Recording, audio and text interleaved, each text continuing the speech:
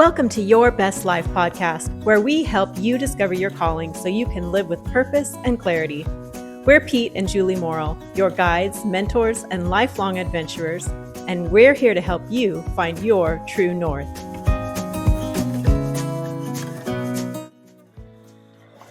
We're going to get started as soon as Pete turns off the basketball game, which he just did.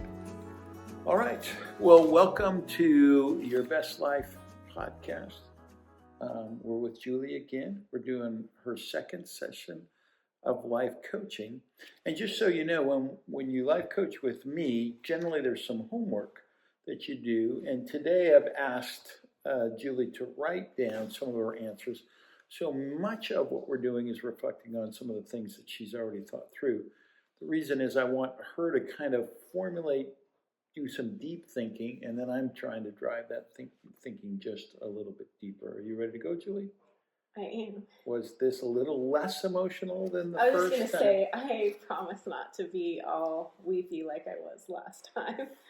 All right, well, don't make too many guarantees. Yeah, so the way I started the coaching session is I gave kind of a familiar biblical parable. A parable is just a story that's got kind of a deeper meaning to it.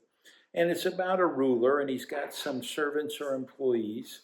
And one of them he gives 5 talents, one of them he gives 2 talents, and one of them he gives 1 talent. It says he goes away for a period of time. He comes back, and he asks them, what have they done with the talents that he's given?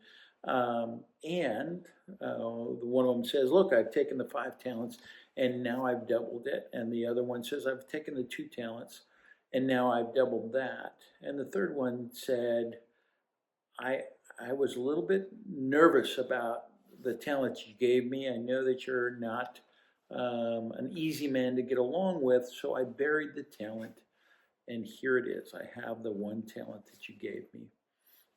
And so one of the questions that I asked Julie was, what do you get? What's kind of the main theme? What hits home for you out of that parable? It always made me nervous that I wouldn't use my talents that God gave me in a way that doubled it or at least expanded them in some way. Yeah.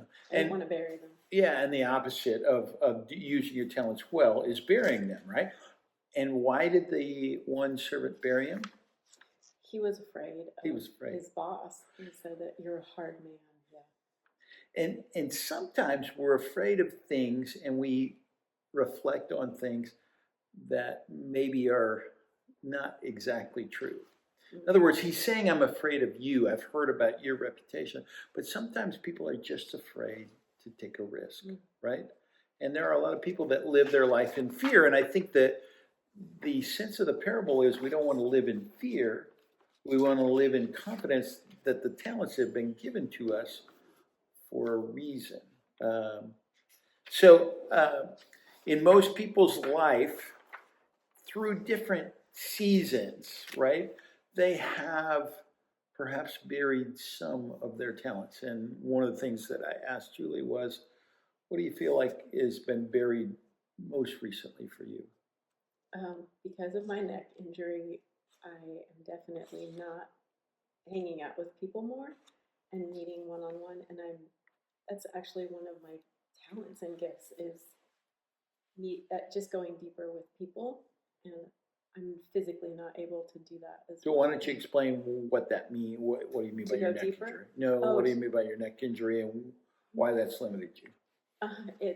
So I've got bulging discs in my neck that cause so much pain that I wear a neck brace most of the time for the last 9 months, and I have to lie down a lot because being vertical adds too much compression to my neck and hits on those nerves and on the discs. So you think your meeting with people has been somewhat extinguished, right? That's not the only thing that you said is somewhat buried. Oh, what did I say? You said you're missionary, the fact that you like interacting with people in different cultures. Yeah, I mean, that has been buried for a longer time because of where we live. So we live in a place with very few different cultural groups, I guess I would say. Yeah. How There's do I not say it? much ethnic diversity. Mhm, Yeah. okay, yeah. And so because of that, Well, I really enjoyed working with refugees when I lived in LA and Sacramento. And when I was in college, I always had friends from different countries. And here, if I meet one, it's like, yay, I met somebody from another culture. It's very unusual to meet them where we live. yeah. Yeah. And we mentioned one other thing, which was your creativity. It was a little bit buried. A little bit, yeah, but I've pulled it back out and started working on it. But it's been buried for various reasons. One is rejection from publishers. So after a few rejections, or several, I put it away, buried it almost. So on publishing purpose. a book was what you were trying to do, yeah. Okay. So you at this point feel like the writing part of your creativity has been buried a little bit, but there's another part to your creativity that's become alive. Oh yeah, that part where I'm writing more, and podcasting is bringing up some of that creativity that has been buried. So it's allowed me to resurrect it. So when we look at our talents that are buried, in almost every season, some talent is a little bit buried. In other words, we would think that most people have, in the parable 5, 2, 1, but most people have multiple talents, right? So what do we do when it's not our choice that things are buried? Well, if it's me, I complain a little bit. Okay. And I cry a little bit, but I had to adjust, I guess, pivot a little bit and just find what talents can I use right now, because I can't use certain ones. Yeah. And you got to get creative, right? You got to think about, okay, is there other ways? And so this podcast is a form of creativity, right? And it also is a form of you saying, this is what we're doing now. So I'm going to funnel maybe my writing creativity into more of a podcast or a creative outlet like that. Sometimes we bury things unintentionally ourselves. Have you ever found yourself burying something unintentionally? Are you hitting me with these questions? Well, I don't know what you mean. I don't know what I would answer. This is where I would say, because I'm an observer of your life, I would say your writing you bury sometimes because of what you say is rejection from publishers, right? Is there ways that can be, so that's a fairly common thing, that people want to write a book, and it's a fairly common thing that people get rejected multiple times. Even very famous authors have generally been rejected multiple times. When do you know whether it's a gift that should be buried or a gift that shouldn't be buried? Well, for me, I can't help myself. I just keep writing anyway. Right. I bury it for a short time and I just can't do it. Right. I have to write. It's not just a creative outlet for me, but I think it's oxygen for me. Right. I need to express my ideas and creativity in some way, and the best way is through writing for me. So it's a talent that you haven't had the freedom to totally bury, Mm-hmm. but it is a gift that sometimes gets buried, right? Because if you're doing it for your own creative outlet, it's not really a gift that you're giving to somebody, right? So it's maybe not a talent that's invested. But why would you do it for your own entertainment if it wasn't going anywhere? I think part of it is for my own sanity. Okay, good. So, and also, I think almost every writer would say you have to be writing consistently to be a good writer, right? In other words, maybe it's a talent that God hasn't positioned it to be used right now, but He wants to sometimes position us with the skill and then just encourage us to stay faithful with that skill. In some ways, you cannot not write, right? You've kind of said that. It helps you enjoy life better if you're writing regularly. Not a gift that you can give to somebody at that point, other than it's a sharper version of yourself. And now when there are opportunities to write, your writing skills are more honed, perhaps. All right. But I did want to say something else about that. Okay. Because my mind's always going with creative ideas, I have a creative idea for my writing that's not exactly traditional publishing. I don't know if I'll go into it right now, but it has excited me and given me a spark and a motivation to write with a new energy again. Okay. And that's one thing I would encourage everybody. When you have a talent and it's almost an obsession, right? That writing is almost an obsession for you. Keep leaning into it. Keep honing the craft. And perhaps at some point you're going to see an opportunity where you can sneak it in a big way or in a small way. And it sounds like you've found at least an opportunity to start sneaking your writing in a different way, different form than you thought. It gives me the opportunity to make my writing a selfless gift. Right. And I think that's what is motivating me. It's no longer just for my own enjoyment. Yeah.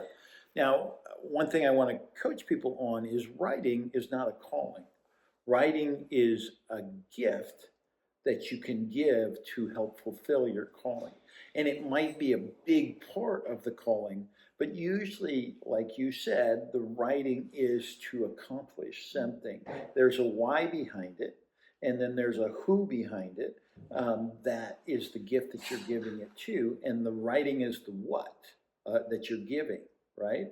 So a lot of times when you think about, I've been given this skill, this ability, this obsession, why have I been given it? Okay. Well, it's more the message than the actual vehicle of writing. Correct. Yeah.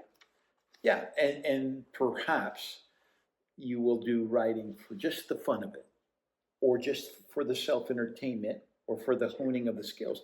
And then perhaps you'll write to fulfill your calling, which will be when you're really packaging it up as a gift. I think a lot of people, when they think of life calling, they think of one thing: I'm a teacher, or I'm a writer, or that's the method with which you're fulfilling your calling. That's the skill, one of the skills you're bringing to that calling. And so why is it important for you to keep writing? Well, I guess it's a number of things, because I do it for my own enjoyment, but I'm also obsessed with getting the creativity out. But I also have a message that I want to share. It's mostly entertainment because I write fiction, but is that answering your question? Yeah. Okay. And why is it important for you to think about people who are in different cultures? Because that's another one of your unique fascinations. And that goes in my writing too. Right. I can't help myself there either. I'm so fascinated by other cultures. So I have to, I like the stacking of it. I've got the writing, the international people and cultures. I have the creativity of what I'm doing that I'm not mentioning right now. Yeah. Yeah. And when you say stacking, we're going to call it alignment. Okay. So the more we're going to set your compass, we're going to give you your life calling, the more you're going to say, is this that I'm doing here? And is this that I'm doing here? And is this, are they things that I can bring in alignment with my life calling? And oftentimes it takes creative thinking in terms of how to do that. That's a lot of what I try to get people to do. Now, when we go through the whole QUEST process, right? QUEST is an acronym. So we're on E. But why don't you remind me what Q and U stand for? So Q stands for 3 big questions. Okay, which are? Who am I? What is my calling? And what difference will it make? Right. The U is your unique personality. right? The Your E, unique story. oh, sorry, unique Yeah. story. I jumped ahead That's in right. my brain to E is your emotional grid, which is your personality. Right. So, why do I want you to memorize those? Well, the easy answer is you don't go on a backpacking trip and put the compass in your backpack and keep it in your backpack the whole time, right? But most people have thought about their purpose, they've thought about their calling, they've thought about their mission, they maybe have even gone through some exercises. But for most people, the compass is in the backpack. And a compass in the backpack is a compass that doesn't really matter, right? It's not helping you give you direction today, right? So the reason I want you to memorize it is because it takes it out of the backpack and it puts it in your hands. So this is going to throw you off, but we've got three big questions, right? And the first question is, who am I? Mm-hmm. And to answer that first question, we say, what is your unique story? So what are some things that your unique story has told you about what needs to show up in your life calling? I don't know which path to go on. Yeah, go on a couple of them. That's okay. I'm trying to talk about one that I haven't mentioned already. Because I grew up down the Klamath River, part of my life, and in that childhood, I had a teacher named Mrs. Kirkbride who really encouraged my writing and sent me to writers' workshops, and it opened up a whole new world to me. Like, I can actually write, and people are encouraging me to write. I mean, I thought it was just a even hobby. as a young child, Mhm. which is when your callings sometimes are in the purest form, right? Sorry, go ahead. Yeah, all I can say is from that point on, I was really more motivated to keep writing. I didn't really think about writing for publication until I was in my 30s. And that's when the rejection train started. Yeah. But I continued writing, and I look back at that beginning writing, and it was really bad. So I have come a long way. And good writers really do work on their craft for years before they can really be publishable. It's a process. Yeah, and sometimes also, as you know, when you don't get published, it's sometimes nobody ever looks, in other words, publishers get lots of submissions. I know that my writing was bad though, because I do look back at it, and I had some feedback from one person that was actually that teacher, Mrs. Kirkbride. And she said, "Julie, you're a good writer. This is bad writing." It's like, oh, wow, that's really blunt. Okay. So back to the drawing board and just revising my whole entire manuscript so that now I feel like, oh yeah, it would actually meet with Mrs. Kirkbride's approval now. So when I asked the question, you said my unique story tells me that I may be called to write, create, encourage, inspire, and entertain. Now here's the word that I don't like in there. I may.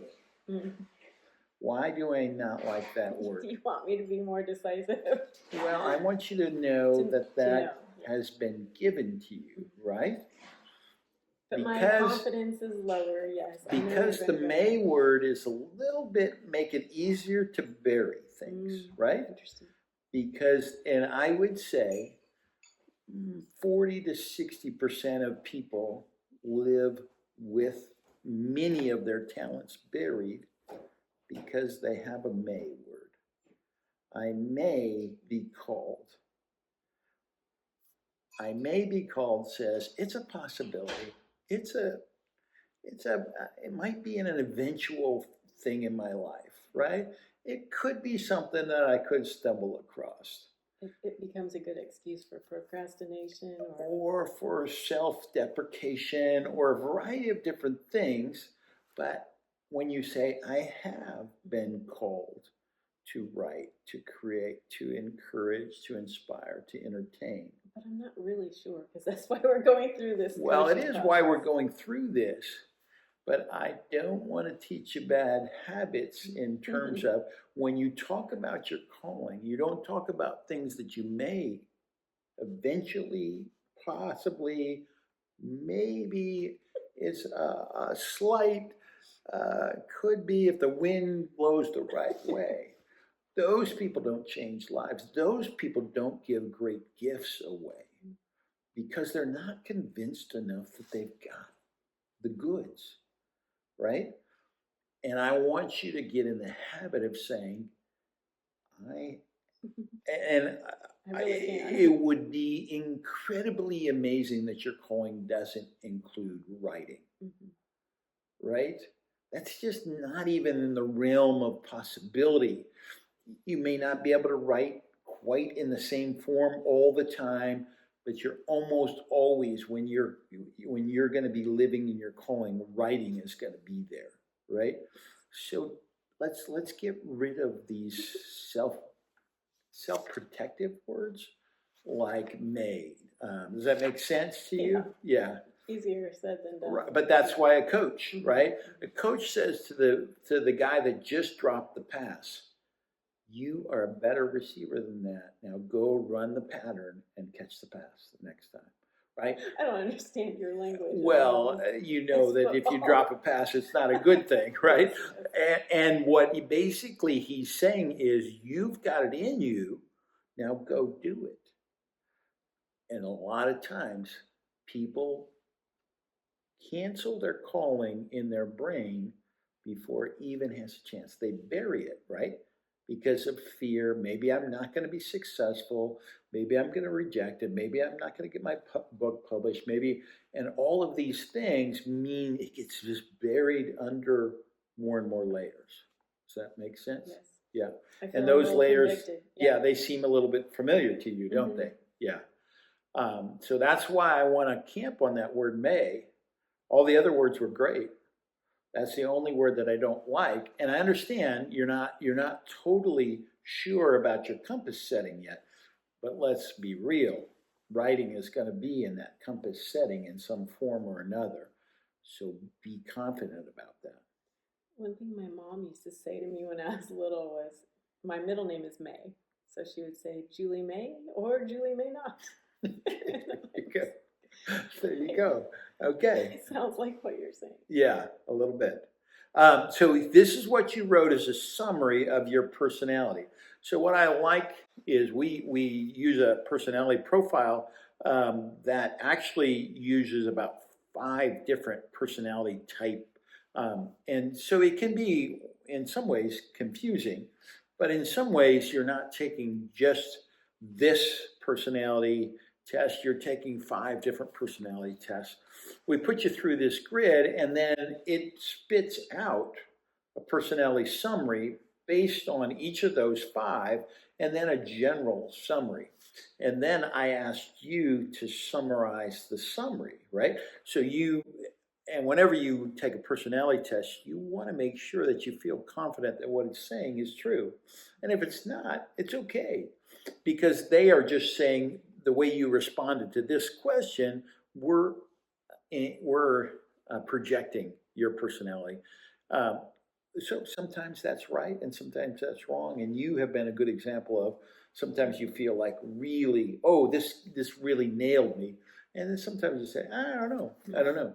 So and also in your homework instructions, you said to edit that. Right. Completely take out lines that don't mean anything. Get rid of the stuff that doesn't fit. In other words, this personality testing program that we use isn't some magical genius, right? It may or may not figure it out. It's going to do a pretty good job for most people. But what really matters is, are you digesting it? So one of the reasons I ask you to edit is because I want you to digest what is really true, right? And when you're editing what's there, it makes you think analytically, is this true of me or is this not true? So after you did that, you said, your summary of your personality based on their summary. I'm a curious artistic soul drawn to encouraging individuals and small groups through meaningful conversations and spiritual exploration.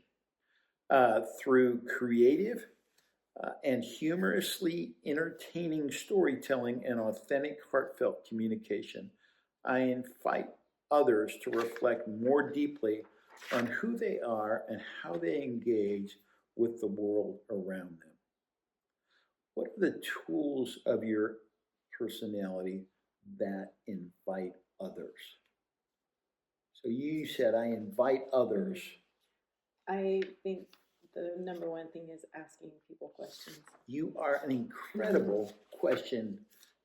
I won't say interrogator because that kind of is got a derogatory term or sense to it. But you're a good questioner. Inquisitor, is that a word? Yeah, interviewer probably is the best way. But even that has a kind of a professional.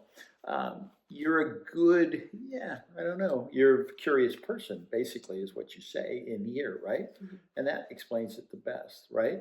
What else? There's other things too. Well, what about this love for other cultures? Well, right? I was going to say that kind of goes the same thing. I mean, if I'm going to meet somebody, and they're not from another country, I still am going to be interested in them and ask a lot of questions. But if they're from another country, that's just another level. Right. And it's another level. And the other thing that you love to do is you love to learn, right? Mm-hmm. And so you are not just asking them questions, you really want to know the answer to whatever it is that you think might be of interest to them and of interest to you at the same time, right? Mm-hmm. So what you do is you jump into their world, right? Julie, when she was in college as a co-ed, I happen to know this because I'm her husband and she's told me this, she had a lot of guys that were they were anxious to get to know you more, right? And she said, I don't know why, all these guys. And I said, well, because you've got beautiful eyes and you ask a lot of questions. I sound interested, a little too interested. Well, and I think you genuinely are interested in whatever you're asking. You may not be that interested in them, and that was often the case, right? You were more interested in the subject than you were perhaps in I did get into a lot of trouble at times with international students at UCLA because not only was I inquisitive anyway, but then they're from another culture. Who cares whether they're a guy or girl? I'm just going to ask you a lot of questions. Well, I guess in some of these other cultures, that means a lot more than what I intended. Even in the U.S. culture, it means a lot more. Yeah. And again, because you really want to know, you're really engaging them, and you have a little bit of naivete in terms of how they might be reading those questions. But what a great way to invite people into a relationship, right? And what a great way for anybody who's struggling with getting to know people. Mm-hmm. Just ask questions. Just ask questions. Maybe practice them ahead of time with somebody so they don't sound really crazy. Yeah, and perhaps get to know the person. Now we can get to know people online before we even meet them in person. And one of the things that we've talked jokingly about is to do a little talk in terms of how to be better at dating, right? I don't know if that's a joke. I think it's a need. Yes, we both think it's a need. But really what dating is good ways to ask questions, a way to develop an inviting environment, to smile a little bit, ask questions. Yeah, exactly.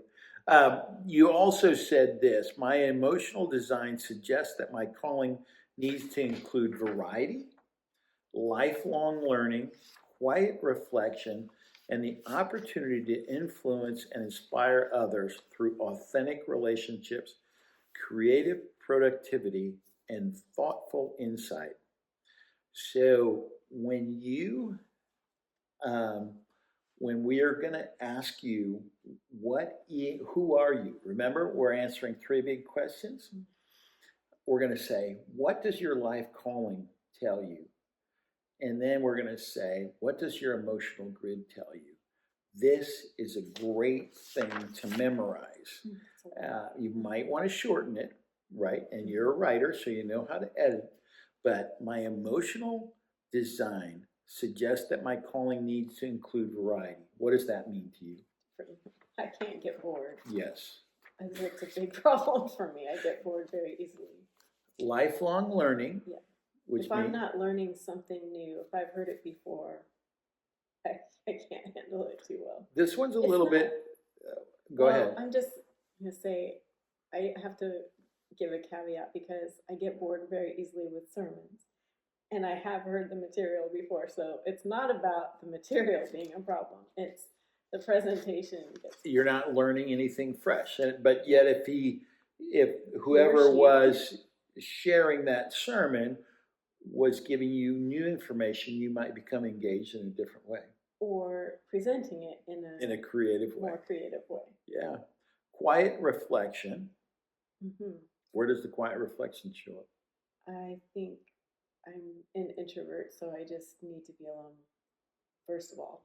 But I also like being outside, going for walks, just being in nature. I think that's a time for reflection, and I do a lot of prayer in those walking times and just quiet time with God in the morning, usually.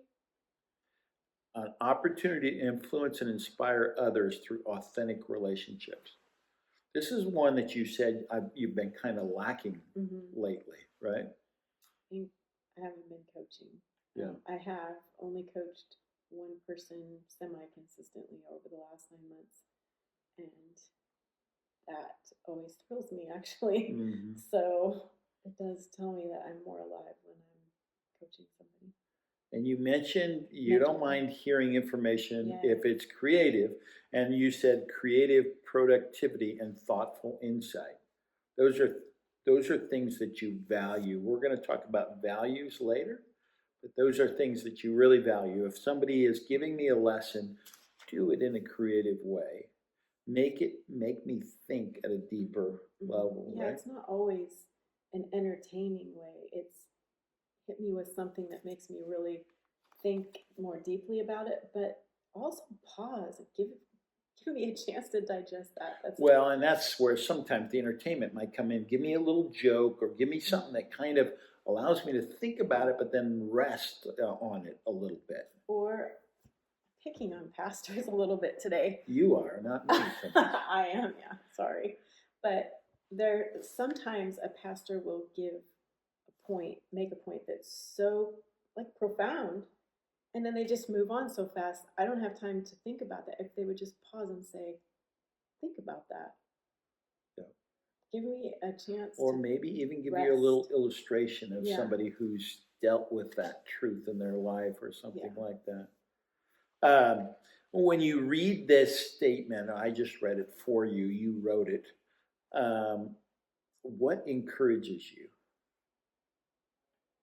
And I think I'm encouraged that I am heading in that direction towards my calling. I'm not 100% in it, doing it, but even when I'm injured and recovering from an injury, I can still be working toward it, even just in a small way. And what discourages you about it?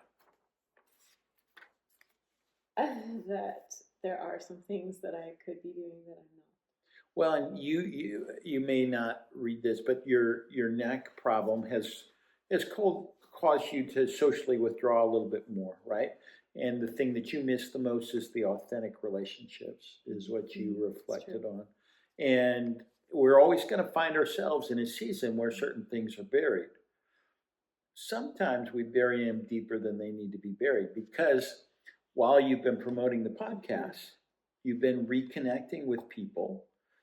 And you've had some pretty deep deep conversations, right? Yeah. And the fact that your neck was injured didn't really matter, right? So in some ways, sometimes we think our life calling has to go this path, right? And sometimes we have got to use that creativity and say, okay, now that my circumstances have changed, how can I still align with who I am? Make sense? I feel encouraged that I can write creatively and productively in the midst of my recovery from this injury. So in some ways, what you're saying is the injury might help, right? Kind of. There's always these things where negatives can become positives, right? I'm having to lie down a lot with my laptop in my lap, and there I am typing away, getting new, fresh ideas to write about. So it's not all bad. Yeah, John Maxwell writes a book called Failing Forward, right? Yeah. Right? And you kind of think, well, you're not going forward when you're failing, but he wants you to think that when there's a failure, there's probably an opportunity there. That if you get so focused on the failure or the disability or the challenge or that person or whatever it is, you often can't see what the positive side of that is. And that book for us, from when we rewrote the script on our business, was pretty significant to me as we were failing. The business was failing. You wrote some words, so we asked your AI, we asked an AI to give you what would be challenging aspects of your life calling, right? Plug your ears. Yeah. And then you wrote to yourself. So I'm going to read what you wrote to yourself. Remember, Julie, life is about relationships more than tasks. Why is that important for your personality to hear that? I'm very, very task-driven. Task-driven. Yeah. Not tax-driven. No, well. Very, very task-driven. And I can forget about relationships with people because I just want to get this Even done. your own husband, sometimes you forget about relationships with. I don't She forget. is, for being such a personable person, you can be, when you get on a task, you can be very dogged about that task. And what's good about that is you get the task done. What's bad about that is maybe you did it and you burned the reason you were doing it, right? Yeah. Because most of the time when we're giving our selfless gift, we're giving it to somebody, right? So if we burn the relationships because we're so task-driven, and I have that tendency too, it comes out differently than you want. This was another Julie coaching Julie statement. It's okay to make mistakes. Okay, what does that mean? It's easier for me to make mistakes now and forgive myself, but it's taken me over 50 years to learn that, and I still am learning. So that's for most of my life, I have felt like I can't make mistakes. Sometimes people have said the enemy of success is perfection. And if you think about that, you think, man, I always want to do something successfully. But how often do you do things perfectly? Really, how often do you have a perfect day? You know, you think about how many days have I lived in my life?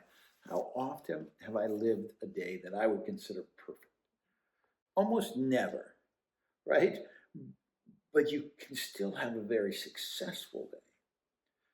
But sometimes we bury things. We bury our own accomplishments. We bury our own talents. We bury who we are because it can't meet up to our standard, which is sometimes way higher than the standard of the people that we're aiming to meet, right? So Julie, you know this, so I'll basically explain this to people, is when we have you do a personality test, we're not having you do one personality test, we're actually having you do answer questions that gives you analysis from 5 different well-known personality tests. Julie and I deal with 2 of them. I am actually dealt with a good bit with the DISC test. And Julie has dealt a good bit with the Enneagram. Why don't you talk about the Enneagram? I'll talk about the disc, and then we'll talk about the other ones a little bit. Okay, I'm not an expert in the Enneagram, but I will quickly go over what I know of it. So there are 9 personality types to the Enneagram, and they go in this order, starting with 1. The type 1 is very, I would call type C on the disc test, because they are perfectionists. They want things done right, and they believe in a more black and white thinking of right and wrong. That's really in a nutshell. And so then we go to number 2. The type 2 is somebody who's very personable and loving and caring and very much relational with people, and often more on a one-on-one basis. And the type 3 is somebody who's very driven by success and achievement and the praise of others, and usually very competitive. And then the type 4 is usually very creative, romantic, idealistic, and thinks often to the past in nostalgic ways, and so very artistic. And then the type 5 is very introspective, which the 4 can be also, but the 5 more so. They need more alone time because they're drained very quickly by a lot of things, actually, but by being around a lot of people. They often are very good at research. They usually love to learn, and they just also think very deeply about things, spiritually and scientifically or whatever. And then the type 6 is a personality that is known for being very cautious and careful and conscientious, and also very humorous and witty. They can think on their feet very quickly. The 7s are the very playful, outgoing, need to be with people personality, the otter type of personality. And they are also very creative, and they are energized by being with people. Very adventurous and eager to try new things and go new places and do new things, but they love variety so much that they just don't thrive in a structured environment at all. Okay, so then we move on to the 8. Strong, decisive, leader type of personality, and they can have a softer side that's very compassionate and sympathetic. Well, compassionate, maybe not sympathetic, because that's what you are. But they take charge and very quickly and easily in a situation, and they can see the big picture rather than the little details. For the most part, they just see big picture. Let's get it done, and let's motivate all these people to get going.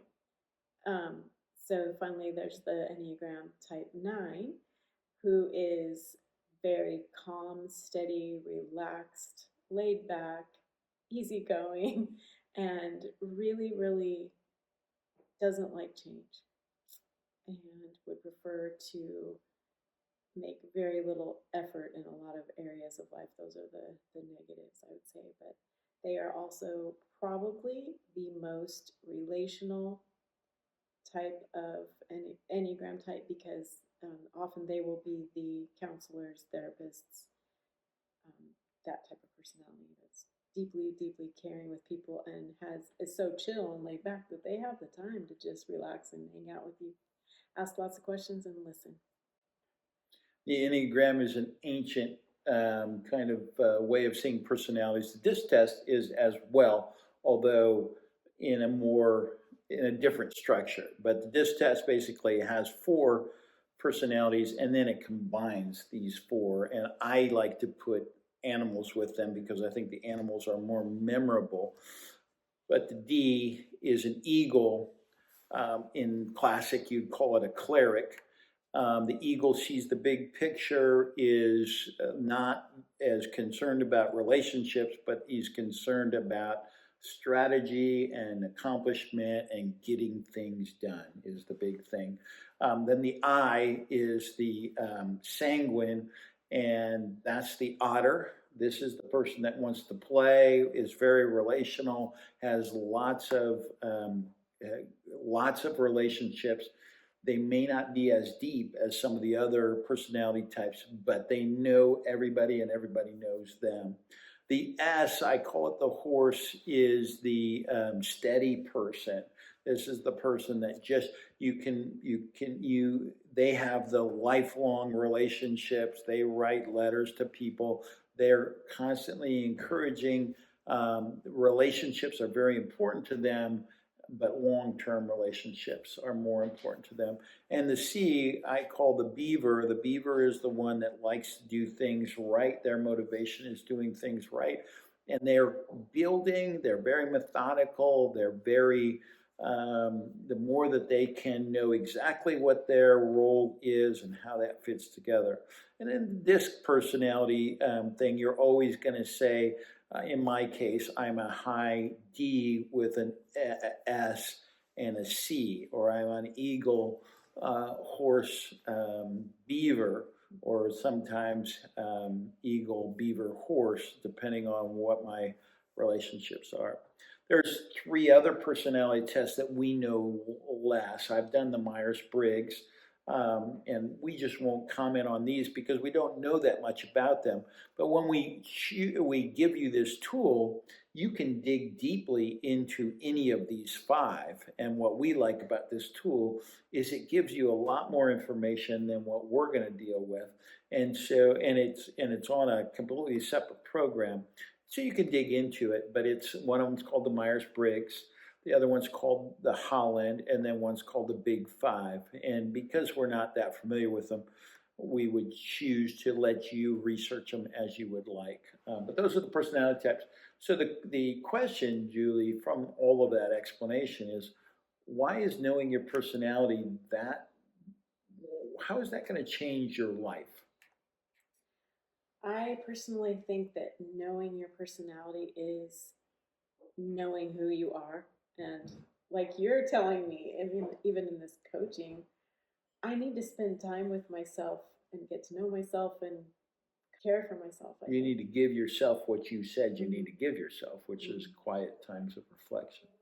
Yeah, I think that you have to know yourself, and one way to do that is through getting to know your personality type. And there are lots of different tools and personality tests, but it's just one more way to help you. If you know your personality types, it helps me know how to relate to other people once I know that person's personality type, because they can clash unless you have an understanding and respect. Yeah, in our workplace, we would always do the DISC test, because then I would know what the primary motivations of people were. And when I did conflict resolution or I did management, I need to try to look at the situation through the motivations that I know. And I'm a fairly analytical person, and so that helps me.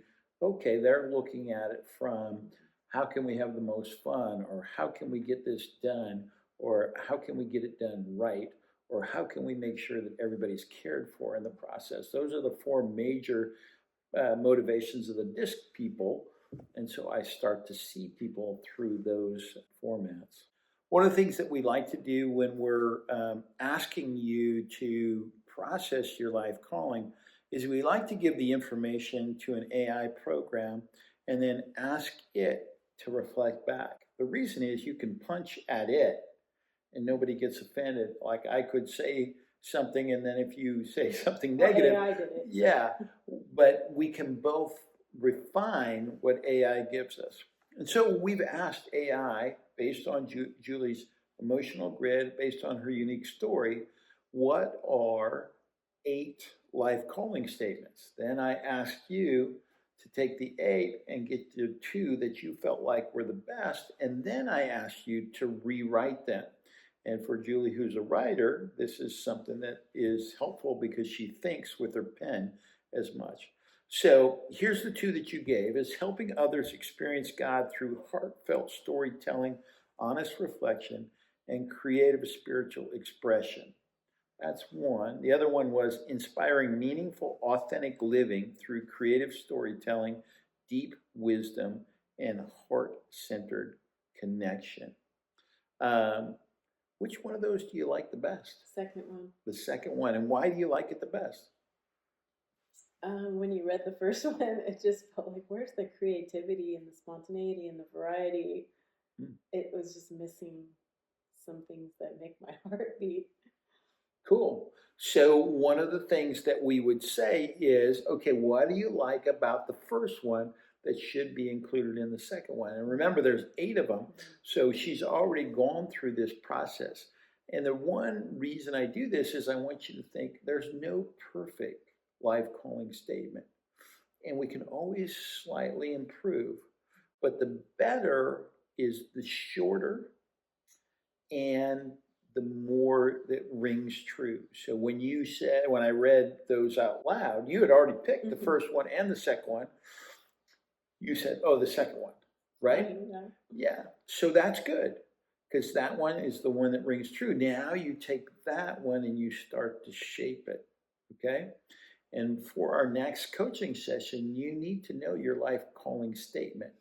Now, it's not going to be the perfect one, and it might not be the one that we finish this course with, but I want you to have a memorable life calling statement, because we're going to start to use that one to orient how well are you living the roles and responsibilities that you have in your life in alignment with that life calling statement. What does that mean to you? I still am having trouble figuring out how to combine writing and being alone with being a coach. I think they're both my calling. So are they just part of the same statement, even though they're 2 separate things? Well, again, we're going to talk about alignment, not combining. So alignment means you take your roles and your responsibilities and you start to bring them closer to what your life calling statement points to.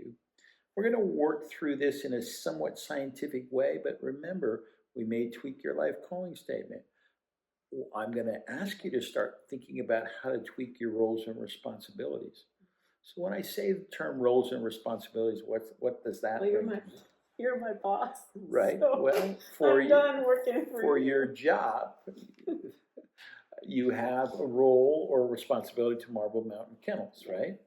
But you have other roles in life.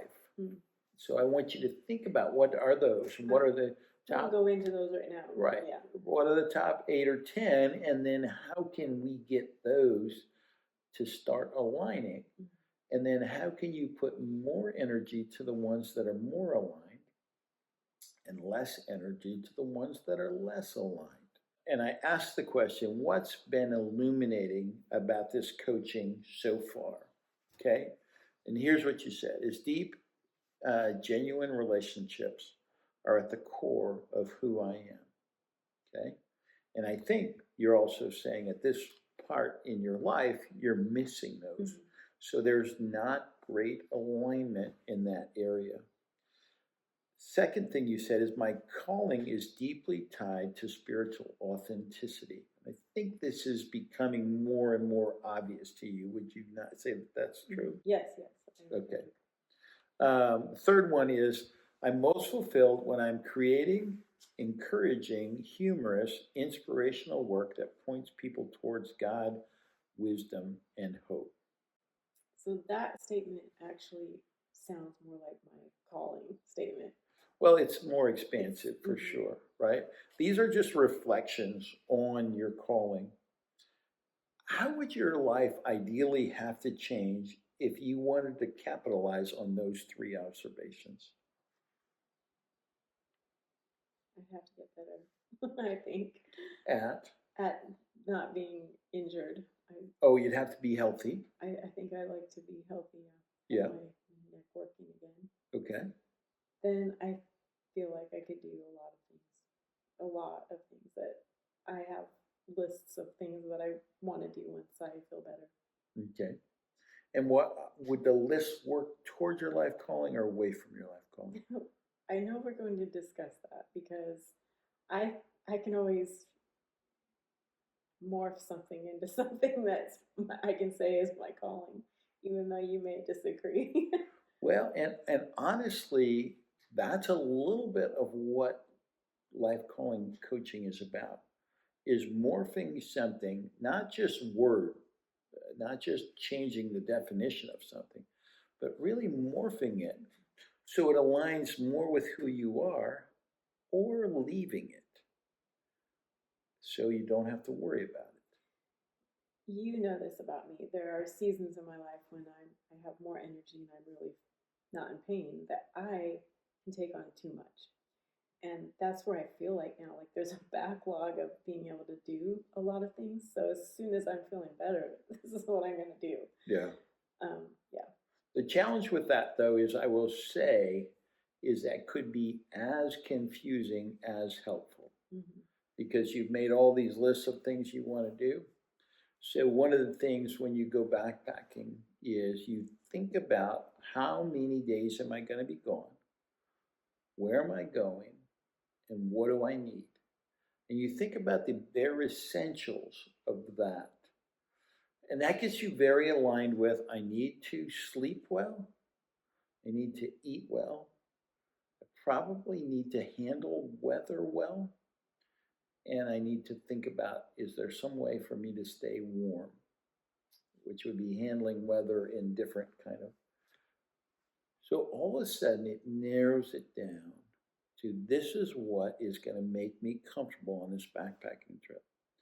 And that's a lot of what we're doing in terms of life calling, is we're trying to say, what is the essence of who Julie is? And then how can we make sure that her backpack has those things in it?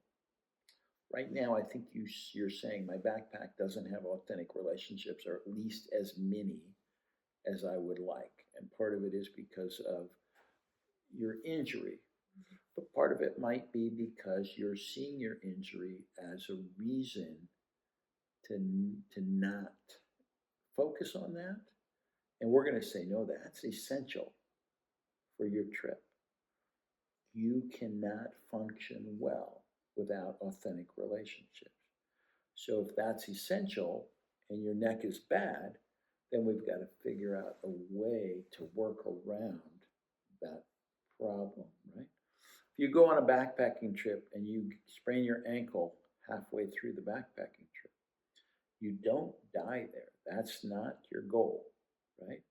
Your goal is to say, now I have one less good ankle. How am I going to make it through the next 20 miles of this backpacking trip? And you figure it out. Well, I know there are so many people with disabilities and just illnesses or something like that, and you still can fulfill your calling. So I think that's where we're both trying to encourage you. I am not in the best shape right now with my neck, but I'm enjoying this because this is helping. I hope it's helping you fulfill your calling. We're trying to help you figure it out as we're discussing it. And I hope that some of you are having aha moments and saying, even though I'm injured or ill right now or something, or my situation just doesn't allow for a lot of energy or something, I can still fulfill my calling. I can still work toward it, even in a small way, even when I'm not in the best situation. And sometimes maybe even in a bigger way. You're familiar, and some of our listeners will be familiar with the Apostle Paul.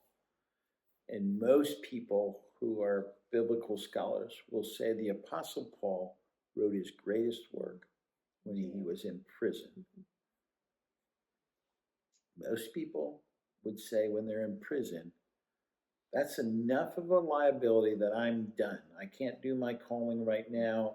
My life is, and yet he probably had more influence on the movement called Christianity when he was in jail than any other time in his life. Well, that's a lesson for all of us to say, sometimes our liabilities can be imaginary if we really are convinced that our life calling it's what's in our backpack that's necessary for us to get to where we're going. And so I think in some ways your neck injury has challenged you, right? And in some ways it's maybe given you a false excuse to bury some things that need to be unburied for your very survival, but also for your calling, right? And we're going to try to also start to say that your survival and your calling really aren't all that different, because one of them's just for your own survival. When you think of survival, it's for your, can I make it through this? And we want you to say, no, your life isn't just, can I make it through this? Can I accomplish the part that I'm supposed to accomplish in life right now? And to be honest with you, we both need to be a lot worse off than we are to say, no, we can't accomplish any of what we're here to accomplish.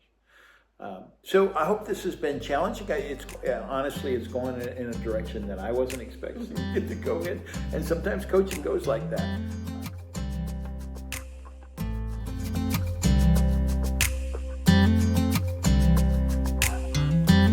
Hey, friends of Your Best Life podcast. This is Julie, just hopping on with a quick fun announcement.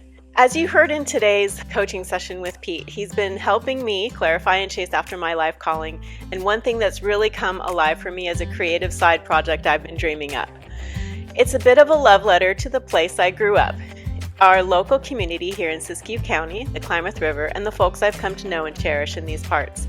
A nostalgic, small-town style podcast full of quirky characters, clean storytelling, and the occasional cow jailbreak. If you enjoy feel-good fiction and old-time country charm, I think you're going to love it. And if you want behind-the-scenes sneak peeks, be sure to follow me on Facebook, maybe Instagram, and YouTube. Links are in the show notes below. Big thanks to my calling coach and husband, Pete, for encouraging me to bring this vision to life. I highly recommend him if you're looking to get clear on your own life purpose. So stay tuned, and thanks for being part of this journey with us.